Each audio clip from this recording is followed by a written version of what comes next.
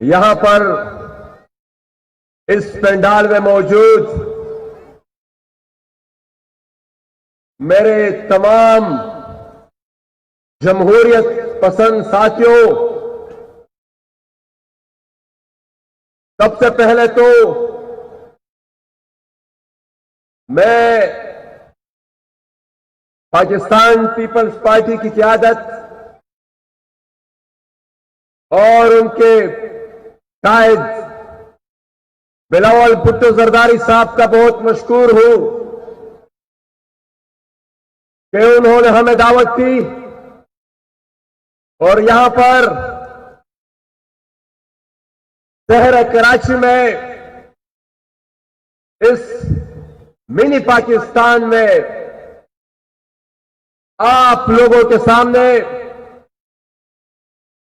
अपनी फरियाद रखने का एक मौका फराहम किया। मैं अपनी तकरीर शुरू करने से पहले अभी अब से चंद घंटा पहले हमारे शुमाली वजीरिस्तान के पश्तून तहफ़्फ़ुज़ मूवमेंट के रहनुमा ईद रहमान वजीर के चचा रईस खान वजीर, जिनको टारगेट किलिंग में कत्ल कर दिया गया है, मैं उसकी शदीद मज़म्मत भी करता हूं और हमारे मुल्क के इस सिक्योरिटी ऑपरेटर्स पर ये वाक़यात एक दफा फिर एक सवालिया निशान उठाते हैं कि क्यों कर इतने बड़े ऑपरेशन के बावजूद क्यों कर एक छोटे से जिले में इतनी बड़ी तादाद में सिक्योरिटी फोर्सेस की मौजूदगी के बावजूद इस तरह के वाक़यात हो रहे हैं, तो मैं इस मुल्क के हुक्मरानों को, वज़ीर आज़म इमरान खान साहब को, अगर वो वज़ीर आज़म है तो जवाब दे कि इनकी वजूहात क्या है। मैं आज के दिन शुहदाए कारसास को, उन शुहदा को जिनको आज ही के दिन एक खुदकश धमाके में शहीद किया गया था, इस मकसद के साथ, इस सोच के साथ कि शायद यहां पर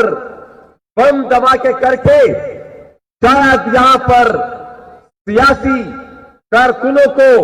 शहीद करके हम उन सियासी कुव्वतों को दबा सके, लेकिन उन कुव्वतों को, उन आमिरों को जिनकी ये सोच थी और जो सियासी कुव्वतों, सियासी नजरियात को दबाना चाहते थे, आज मैं उनको कहता हूं कि वो तो आज इस धरती पर कदम भी नहीं रख सकते, लेकिन जिन सियासी कुव्वतों को वो खामोश करने निकले थे और जिनको खामोश करने के लिए ये बम धमाके और इस तरह के हथकंडे इस्तेमाल किए थे, वो आज भी अपनी नजरियात पर कायम है और आपके सामने मौजूद है। मेरे साथियों,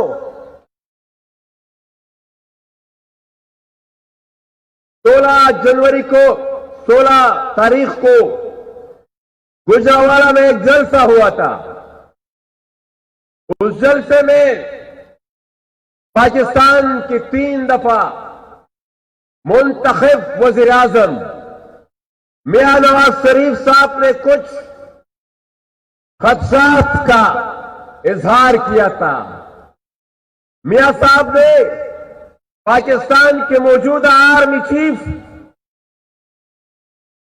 पर कुछ इल्जामात लगाए थे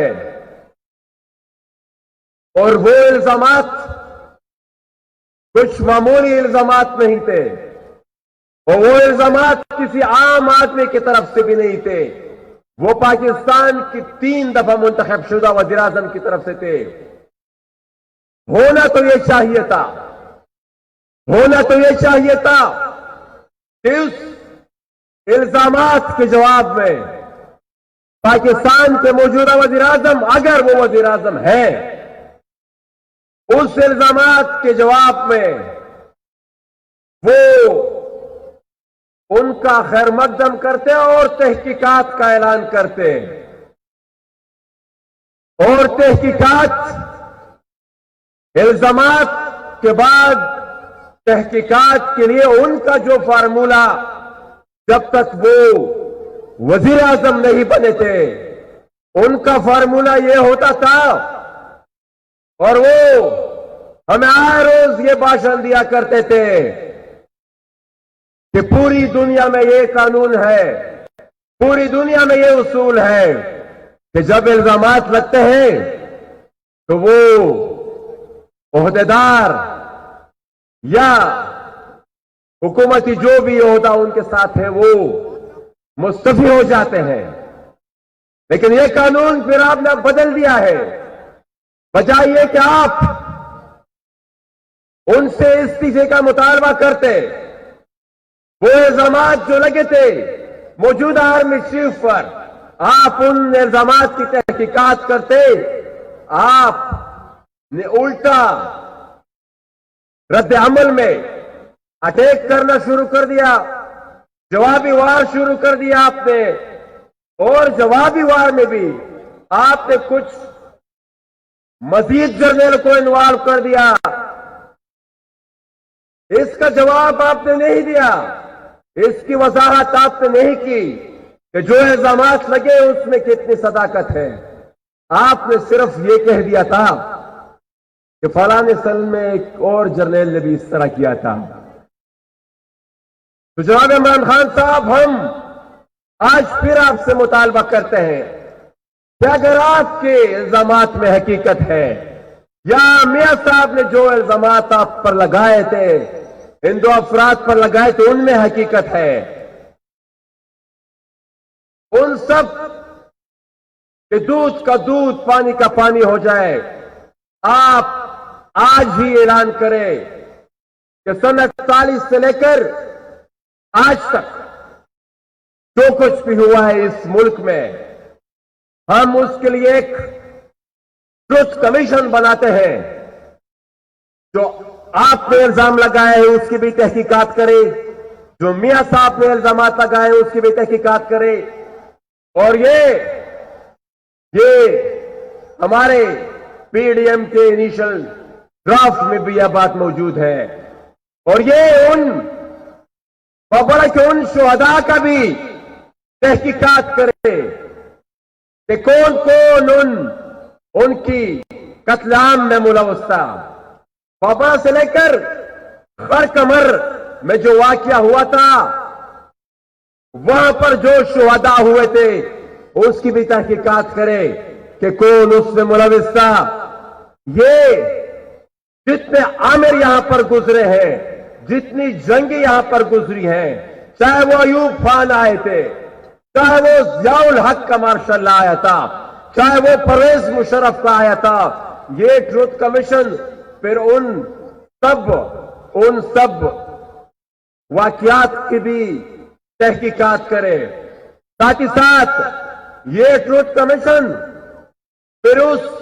जंग की भी तहकीकात करे जो हमारे पुख्तनख्वा वतन पर मुसल्लत कर दी गई थी, जो डॉलर की जंग हमारे खित्ते में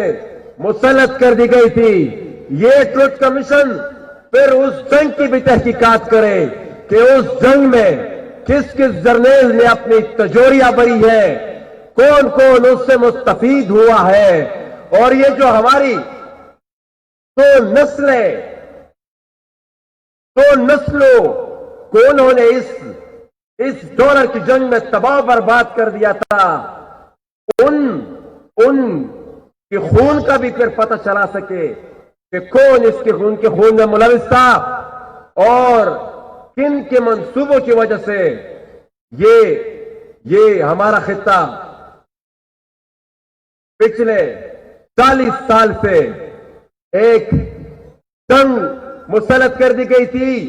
और एक आग में हमें धकेल दिया गया था, जिसके कॉन्सिक्वेंसेस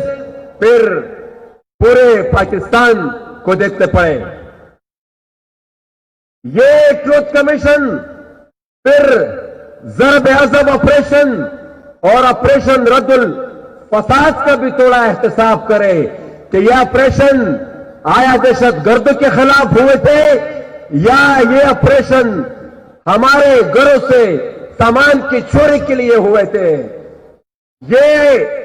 ये कमीशन फिर उस अमल की भी तहकीकात करे कि एहसानुल एहसान कहां से आया था, किस अदालत में उसको पेश किया गया था,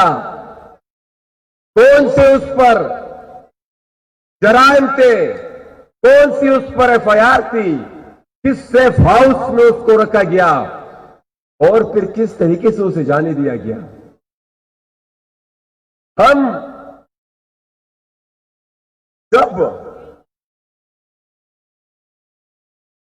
अपने खित्ते में दहशतगर्दी की बात करते हैं, बावजूद इस अमल के इतने बड़े बड़े ऑपरेशन हुए, इतने बड़े बड़े दावे किए गए, लेकिन दहशतगर्द अब इस पूरे खित्ते में फिर से रिग्रुप हो रहे हैं और हमें खतरा यह है कि शायद कहीं किसी और जंग का कोई और कॉन्ट्रैक्ट मिलने वाला है और उस कॉन्ट्रैक्ट के लिए एक दफा फिर हमें ही इस्तेमाल किया जाएगा, हमारी आने वाली नस्ल को ही इस्तेमाल किया जाएगा, हमारे बच्चों को ही इस्तेमाल किया जाएगा। हम जब ये सारे हकाइक दुनिया के सामने रखते हैं, तो हमारी हुकूमत हमें गद्दार डिक्लेयर कर देती है। गद्दारी के फितरे फिर उसके बाद हमारे ऊपर लगते हैं, हमारे साथियों को शहीद किया जाता है। अगर इतने ही ये चाहते हैं, मैं आज इस स्टेज से ये जो ट्रुथ कमीशन की मैंने बात की, मैं उसमें एक और बात भी ऐड करना चाहता हूं कि ये ट्रुथ कमीशन फिर अरमान लोनी, ये ट्रुथ कमीशन फिर नकीब मसूद, ये ट्रुथ कमीशन फिर ताहिर दावल और आरिफ वजीर के कत्ल की भी तहकीकात करें। क्या वजह है कि यहां पर वाकयात होते रहते हैं, सियासी वर्कर कत्ल कर दिए जाते हैं, लेकिन कोई तफ्तीश नहीं। तो कुछ तो है जिसको छुपाने की कोशिश की जा रही है। हम इस स्टेज से ये वाज़ेह पैगाम देना चाहते हैं कि ना आपकी टारगेट किलिंग हमें अपने नजरियात से हटा सकती है, ना आपके बेबुनियाद एफआईआर हमें अपने नजरियात से हटा सकती है। मेरे साथियों, अखलाकी और इंसानी गिरावट की आप इंतहा देखिए कि और तो और जब हमारे कारकुनों पर बस नहीं चला तो हमारे कारकुनों के वालिदैन को उन्होंने बेबुनियाद केसेस में फंसाने की कोशिश की गई। हमारी एक रहनुमा गुल अलई इस्माइल के वालिदैन पर बेबुनियाद दहशतगर्दी के केसेस बनाए गए हैं और ये वही गुल अलई इस्माइल थी जिनको इसी रियासत पाकिस्तान ने चंद साल पहले अवार्ड से नवाजा था और जिसके एप्रिसिएशन में आज के मौजूदा पाकिस्तान के सदर आरिफ अलवी की ट्वीट्स भी मौजूद है। लेकिन वो ट्वीट्स अब इतनी हाईलाइट हो गई है कि वहां से ये लोग यू टर्न भी नहीं ले सकते और डिलीट भी नहीं कर सकते। मैं इस मौजूदा सूरत हाल में इस मूवमेंट को आगाज समझता हूं। पाकिस्तान में हकीकी जमहूरियत के लिए सिविलियन सुप्रीमेसी के लिए और इस अमल के लिए भी मैं इसको एक आगाज समझता हूं कि पाकिस्तानी इस रियासत में सियासी वर्कर्स के साथ जो सलूक रवा रखा गया है, उस सलूक की रोकथाम के लिए भी, उस सलूक की रोकथाम के लिए भी ये एक पहला कदम है। और ये पॉलिटिकल वर्कर्स, इनका ताल्लुक पाकिस्तान में चाहे जिस भी इलाके से हो, चाहे वो हमारे शुमाली वजीरिस्तान के हनीफ पश्तीन हो, चाहे वो गिलगित बल्तिस्तान के बाबा जान हो, चाहे वो ओकाड़ा के मेहर सतार हो, चाहे वो बलोच या सिंधी सियासी वर्कर्स और सियासी लीडर्स हो, यहां पर इस मुल्क में मौजूदा हुकूमत ने उन पर सियासी नजरियात के बुनियाद पर जो बेबुनियाद केसेस बनाए हैं, मेरे ख्याल में ये इसकी मिसाल हमें आमरीत और बदतरीन आमरीत में भी नहीं मिलती। और ये इस मौजूदा हुकूमत को मैं आमरीत से बदतर इसलिए समझता हूं कि इन्होंने तो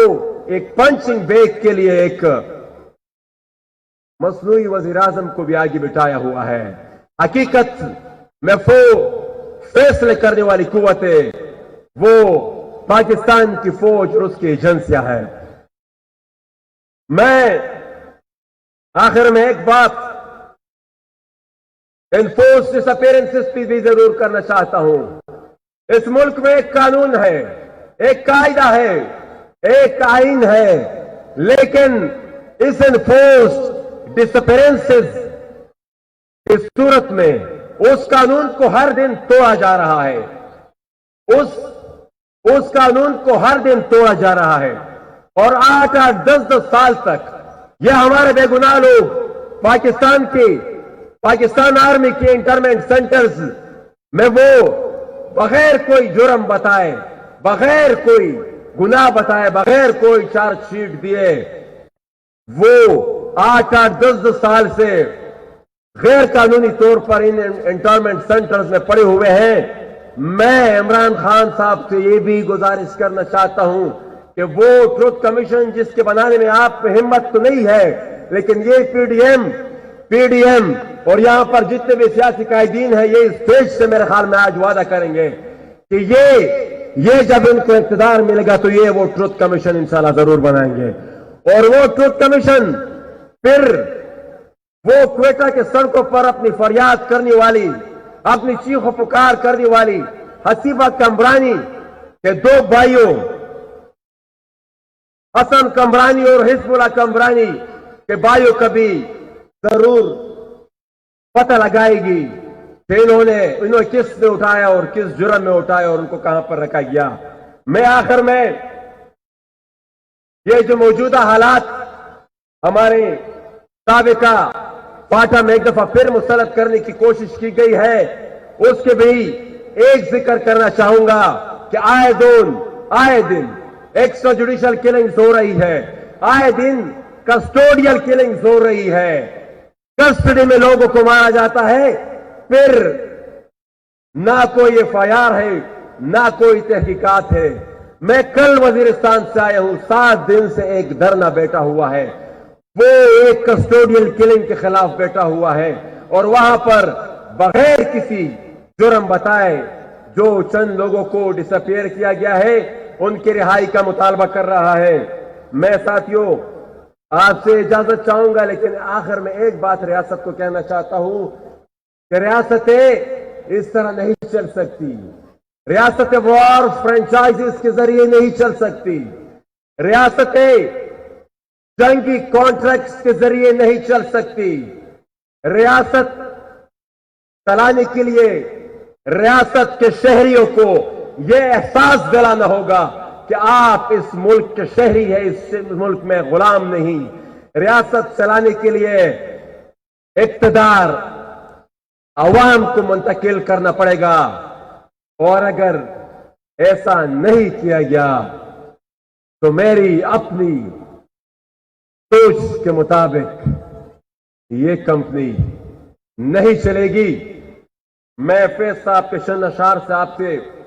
इजाजत चाहूंगा। अब वही हर्फ जनू सबकी ज़बां टहरी है। ये शेर मैं इसलिए कहना चाहता हूं कि जिस बयानी की बुनियाद हमने रखी है वो बयानिया पाकिस्तान की तूल अर्ज में फैल चुका है।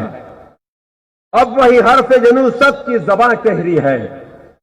जो भी चल निकली है वो बात कहां टहरी है। हमने जो तर्ज फगा की है कफस में एजाद, फेस गुलशन में वही तर्ज बयां टहरी है। बहुत शुक्रिया जी।